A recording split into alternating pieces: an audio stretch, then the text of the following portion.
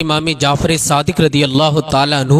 ایک مرتبہ آپ نے سفر فرمایا اور آپ کشتی پر سوار ہوئے، چونکہ سمندر کے پار آپ کو جانا تھا، لیکن جو کشتی والا تھا وہ دہریہ تھا، وہ اللہ رب العزت کو نہیں مانتا تھا، اللہ کی ربوبیت کا انکار کرتا تھا اور کہتا ہے پوری کائنات کا سسٹم جو ہے وہ خود بخود چل رہا ہے، اسے چلانے والی کوئی ذات نہیں ہے، اور وہ اللہ رب العزت کا انکار کیا کرتا تھا۔ حضرت امام جعفر صادق رضی اللہ تعالیٰ عنہ اس میں بیٹھ جاتے ہیں، آپ سفر کرنے لگتے ہیں تو وہ لوگوں کے درمیان کہتا ہے، لوگوں آپ کسی پر بھروسہ مت کریں، آپ اپنی ذات پر بھروسہ کریں، کوئی چیز ایسی نہیں ہے جو آپ کو مصیبت سے نکال سکتی ہے، آپ کی پریشانی دور کر سکتی ہے، آپ کو بیماری سے شفا دے سکتی ہے۔ وہ لوگوں کو برگلا رہا تھا اور لوگوں کے درمیان کفر پیدا کر رہا تھا۔ حضرت امام جعفر صادق نے اس دہریہ کی ساری بات سنی ہے کہ یہ اللہ پاک کا انکاری ہے، یہ رب کو ہی نہیں مانتا ہے اور کوئی بات تو یہ مان ہی نہیں سکتا ہے،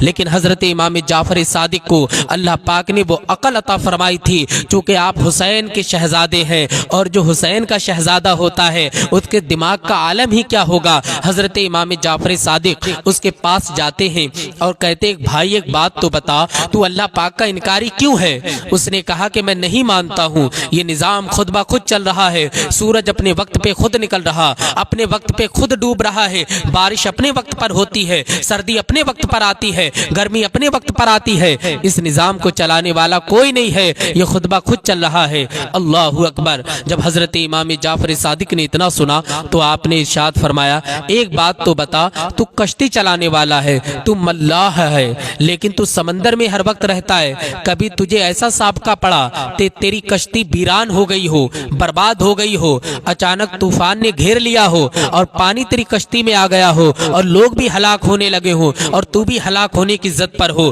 تو اس نے کہا ایک مرتبہ ایسا ہوا تھا کہ میں کشتی چلا رہا تھا، راستے میں ہی تھا کہ اچانک طوفان آتا ہے، میری کشتی ٹوٹ جاتی ہے، سارے لوگ ہلاک ہو جاتے ہیں لیکن میں بچ جاتا ہوں، اتفاق سے مجھے ایک پٹلا مل جاتا ہے، ایک تختہ، اس پہ میں سوار ہو کر کے ساحل کی طرف رواں دوا ہو جاتا ہوں۔ کہا کہ جب میں ساحل کی طرف رواں دوا ہوا مجھے امید تھی کہ اب یہ تختہ مجھے نہیں چھوڑے گا اور میں ساحل پر پہنچ جاؤں گا، لیکن ہوتا ایسا ہے کہ ساحل پر پہنچنے سے پہلے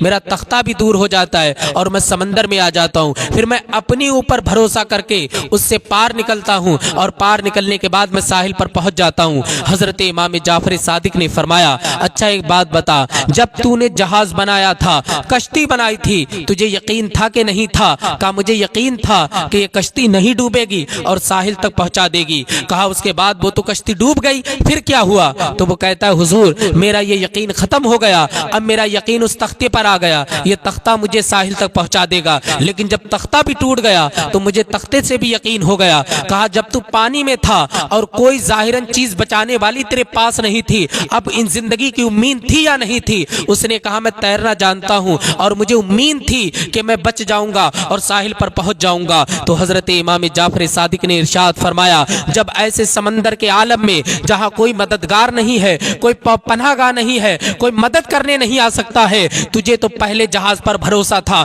جہاز ٹوٹ گیا، اب امید تیری ختم ہونے والی تھی، لیکن اچانک تیری امید جو تھی وہ تختے پر تھی، مگر تختہ بھی ٹوٹ گیا، اب تیری امید جو ہے کوئی چراغ نہیں جل رہا امیدوں کا، سب پر امید ختم ہو گئی، مگر اب تو بتا اب کس پر امید ہے کہ تو بچ جائے گا؟ تو اس نے کہا ایک دل میں امنگ تھی، ایک دل میں چاہت تھی کہ میں بچ جاؤں گا۔ تو حضرت امام جعفر صادق نے فرمایا اسی امید کا نام ہی تو اللہ رب العزت کی ذات پہ یقین کرنا ہے۔ یہ جو تیرے اندر سے آواز ہو رہی تھی کہ کوئی بچائے گا، یقیناً وہ یقین تیرا اللہ رب العزت کی ذات پر تھا، اگرچہ تو مانے یا نہ مانے لیکن یقین تیرا اللہ کی ذات پر تھا، اس لیے کہ ظاہراً کوئی چیز تیرے سامنے نہیں تھی۔ جب اس نے اتنا سنا وہ بولا یہ بات تو میرے ذہن میں آ رہی ہے کہ کوئی میری پناہ گاہ نہیں تھی، لیکن تب بھی مجھے امید تھی یقیناً وہ بچانے والی ذات اللہ کی ہے، اور وہ اپنے دہریہ پن سے توبہ کرتا ہے اور حضرت امام جعفر صادق کے ہاتھ پر کلمہ پڑھ کر کے داخل اسلام ہو جاتا ہے۔